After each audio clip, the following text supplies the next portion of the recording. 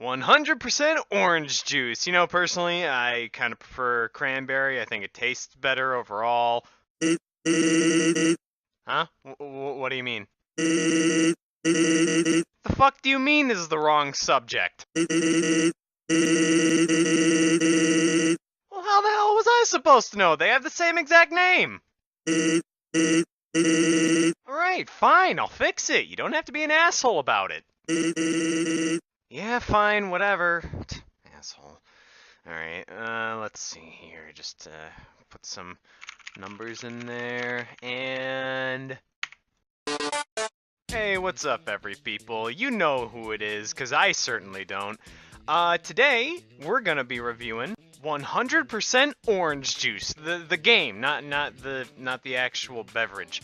So 100% orange juice is a special kind of game. It's the kind of game where you feel your blood pressure rise the minute you open it. No, like seriously, every time I even remotely play this game, I feel like I'm gonna have a heart attack. And I fucking love it. Mainly because this game is pretty much the weeb equivalent of Mario Party. And to help me talk about this game, I actually brought in one of the characters to help me explain it. So, say hi. The CIA niggers glow in the dark. You can see them if you're driving. You just run them over. Okay, that is not what I had planned for you to say at all. I'm gonna try and fix this. Meanwhile, I'm gonna have my clone take over. Thanks, Biff. Glad to be here. So 100% Orange Juice works on a pretty simple board game-like system. You draw cards, you roll dice to move, and you try to stop at your home place to complete a normal, which is the objective on how you win.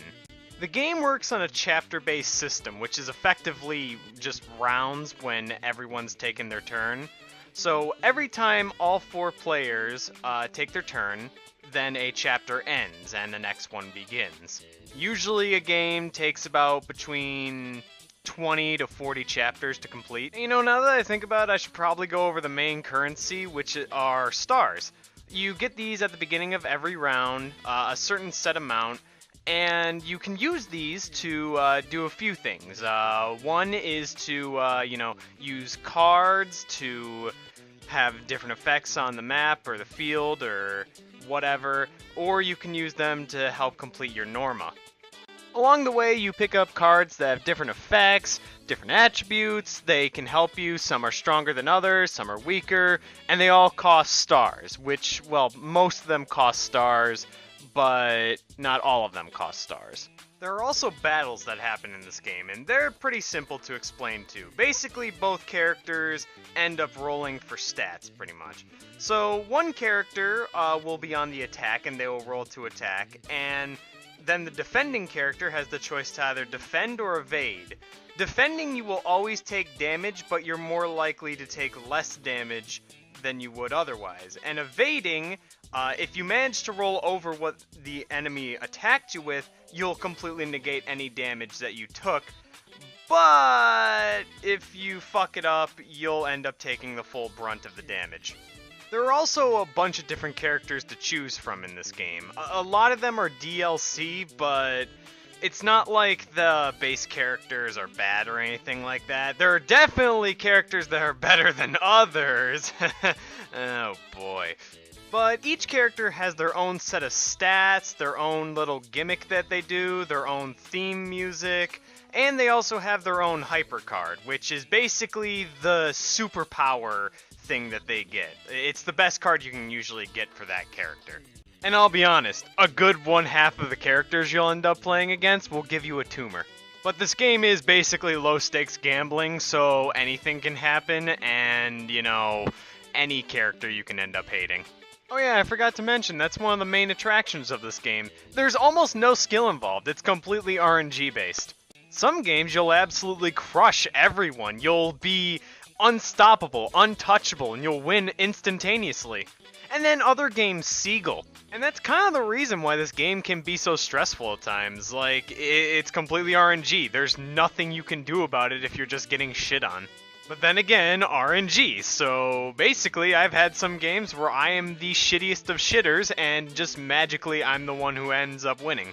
We were all surprised. Oh yeah, so let me actually explain how to win this game. So, you need to complete Normas, and every time you complete a Norma, you level up. When you get to level 6, you win the game.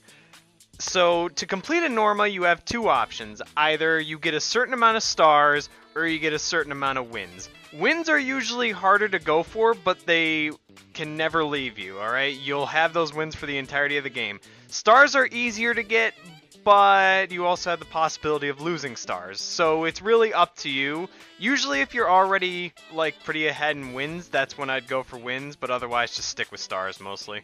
Personally, I'd just say the best way to learn this game is to just play it. Like, it's really confusing at first, but it's not that difficult once you actually get to playing it, and there's a lot of things to memorize that you'll just learn what they do when they happen, because you'll hate it when they happen. But otherwise, yeah, I'd say this is a really solid game. Really good music. Honestly, it's a lot more fun to play when you have a lot of friends and you're drunk. That's honestly my best opinion of when to play this game. But yeah, otherwise, really solid game, really fun, pretty addictive too. Just, don't get too upset when shit goes haywire, because, oh god, it will eventually.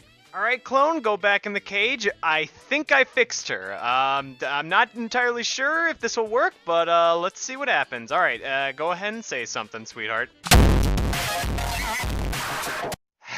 God, fuck my ass, damn it.